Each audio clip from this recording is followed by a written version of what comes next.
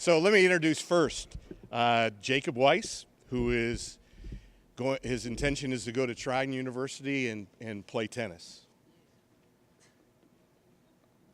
All right, what do I do?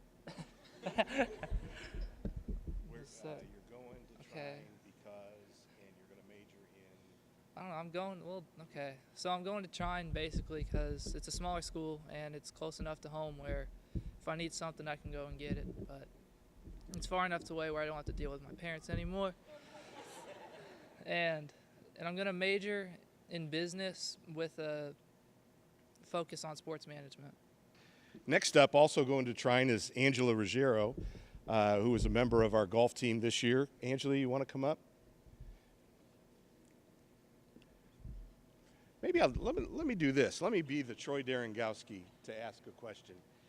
Angela, you chose Trine over a number of other schools. What are some of the reasons why you decided to go to Trine? Well, it's overall just a really nice school. I really liked their golf management program, and I really liked their golf team, which is mainly why I'm going there. Has Trine's golf program been, is it a young program? Has it been a successful program? A little bit about their team. Yeah, they've been pretty successful for a Division III school. And are there a number of spots open this year with an opportunity to play?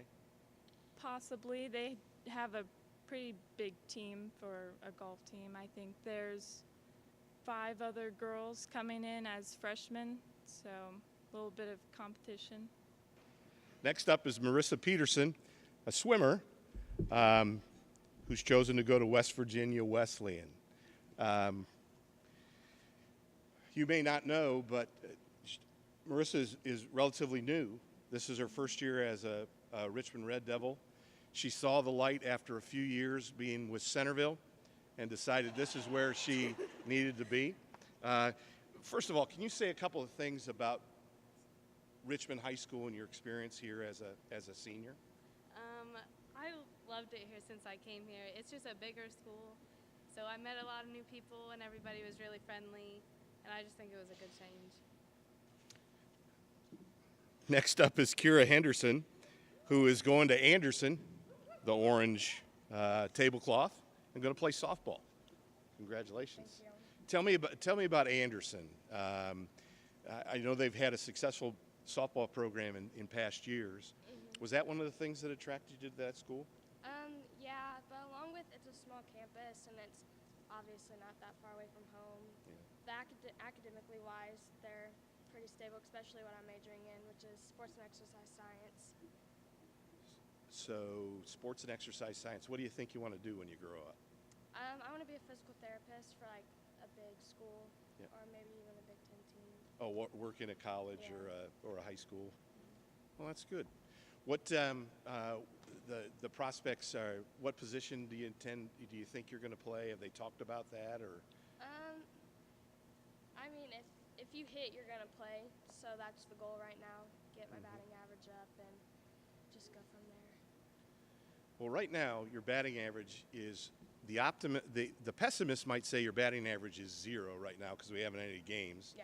The optimist like me is you're batting 1,000 because we open the softball season this Saturday with a doubleheader against Newcastle. Yeah.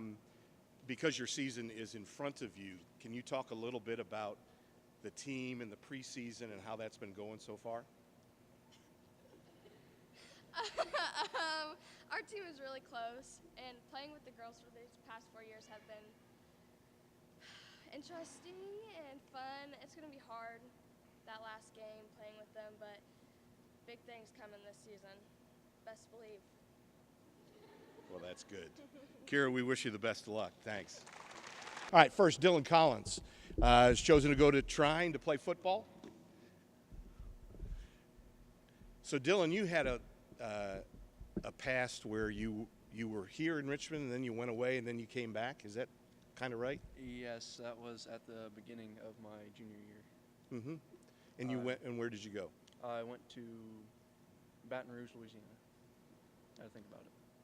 Baton Rouge is the humidity more here in Indiana or more in Louisiana? It's in Louisiana. Yeah. Some people think that kickers aren't athletes. So what do you say about that? I don't say that, but some people do. It's a whole different side of football because there's more, I don't know. I don't want to say accuracy, but. Here's the thing I think. And if you don't know me, I coached college football for 30 years and high school before it. And one of the things I've come to know about kickers is they are really good teammates, but sometimes because if you went out and kicked for 2 hours every day, like these guys are working on offense or defense for 2 hours every day, you wouldn't be effective. And so sometimes teammates or others would say, he's just a kicker. He's not over there doing anything. But here's the thing I noticed this year. Every time we went in, we scored a touchdown or had an opportunity to kick, I was confident that this guy was going to put it through the uprights. I'm glad you came back. I hope you are too. And wish you the best of luck at trying. Thank you, sir. Thanks, Dylan. Next is Jordan Christian, the first of the Fab Four that are going to Earlham. One of the things about Jordan, you may know that he is chosen to go to Earlham and play two sports, both football and baseball. Can you tell us a little bit about the process of figuring out where you wanted to go and then why Earlham was the place you chose? Well, the process is always difficult. When you have a bunch of different schools looking at you, coaches texting you every day, it's always a difficult process, trying to pick where to go and who to play for. But the biggest thing that sold me on Earlham was the two coaches, head coach Nick Johnson for the football program and Steve Sikositz for the baseball program. Both are great guys personally, and Coach Sack, his program has been very successful over the years, and although they went 0-10 last year in football, I can't see a better coach in the future than Coach Johnson. I went to a few of the games on the sideline. So that was the biggest thing that drew me with the two programs. Yeah. Do you what are your intentions in terms of studies? Studies, I like to major in pre-med. Anybody who knows me or my family know we've all been in the medicine field. My grandpa's a doctor, grandma's a nurse, mom and siblings have all worked at the hospital. So I look to be an orthopedic in the future, hopefully. Just kind of stay around the sports field. Orthopedic to fix up knees like those guys down there? Yeah. Well, Jordan, I think Earlham's a good fit. They're getting a great person, and I don't think you can get a better science education anyplace. So congratulations. Good luck. Yeah,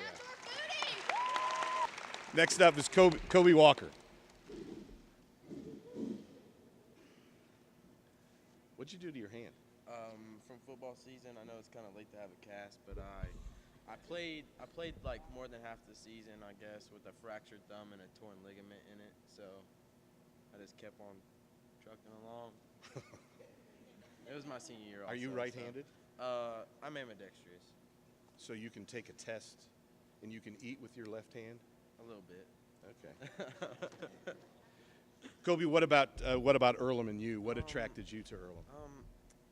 Just like staying close to home. Like my brother and sister, they both left for the military, and they kind of left mom stranded. So kind of got to stay next to mom. But also, it's just a great education that you can't pass up on, and like all the coaches there are just almost the same as what I had here. So just happy about it. Now, are you guys? Have you talked about it? Are you going to live together? Or are you going to be on campus? Or I plan on staying at home. Staying at home? Yeah. I just live like 5 minutes. I mean, the thing about it, and I hate to scare off anybody who doesn't know this, but on virtually every college campus, IU or Earlham, Earlham's price tag is $55,000. About $9,000 of that is room and board. And so the people who have the opportunity to stay at home save a nice chunk of money. And back in the 50s and the 60s at Earlham, they called Earlham students that lived in Richmond and local, they called them day dodgers, because they would come in, they'd go to classes, they'd play on their sports teams, and they'd go back home, and some of them would work. But at least you're going home, take care of mom. Yeah. Good luck to you. Yeah, thank you. Yeah. Grant. Next up, Grant.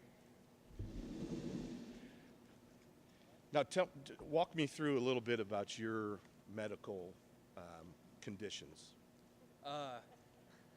Well, The ones that are athletically related. Okay. Well, I mean, obviously it was a season-ending injury, and it was something that I wish never happened. But initially, I didn't think it was anything big. I just twisted my knee. It was 20 minutes later, I could run in a straight line. It was fine. And then 2 days later, I went back out to practice, and I fell again. And it was just kind of a repeated thing where I ended up destroying my entire ACL and tearing my meniscus. So I don't know when to quit, apparently. Well, that's good and bad. It's good that you have that drive, and I think that's wonderful. And I'm glad that you're 100% now, or close. Pretty close. I'm done with physical therapy. Now it's just a waiting game until I'm back to 100%. Yeah, good. How about the attraction to Earlham? What are you planning to study? I plan to do pre-med like Jordan. My family has a deep history in the medical field too. My mom's a mother-baby nurse, and my dad works in the open heart room. So, and I've gone in there and I've watched a case or two, and I think I want to do something similar. I want to be in the surgery room as well, but I don't want to be the guy doing the cutting because I don't want to be responsible. So right now my heart's set on anesthesia, but we'll find out when I get there, I guess. Yeah, well, good luck. Good to have you. Congratulations. Speaking of a guy who had an injury a while back and got it repaired and going to get back, put the pads on again, huh? Yeah, well, I ended up injuring it twice that season. I injured it preseason, tore my meniscus, had surgery, and then thought I was ready to come back and started playing my junior year. And then about 4 games in, I got folded over while I was blocking and fell over and ended up tearing my MCL and was out the rest of that season. So then I chose not to play my senior year to go ahead and take a break off of it, let it heal, and then come back and play this year. The itch or desire to play has never left you. Oh, I've played football my whole life, so missing a year of it killed me more than anything. You know, it's always been my one sport that I played, my drive and everything. So getting back into it was always a decision. How about what are some of the things about Earlham that attracted you to that school? Well, just to reiterate what they said, the coach, number one, Coach Johnson, he is an awesome guy. You know, he is always texting us, always there for us. If we ever need anything, I feel like I can text him now, not even playing, and he'd be there. And then just going on a visit, they put in that new science center, and just everything they have in there is top of the line, and it's just, I mean, it's an amazing campus. You know, living in Richmond, you don't really think of Earlham being a school you really want to go to. Everybody wants to get out, but after going there and seeing everything that they have to offer, it was an easy choice just to go to Earlham. Yeah, well, good. Yep. Wish you the best. Good Thank luck. you. Thanks.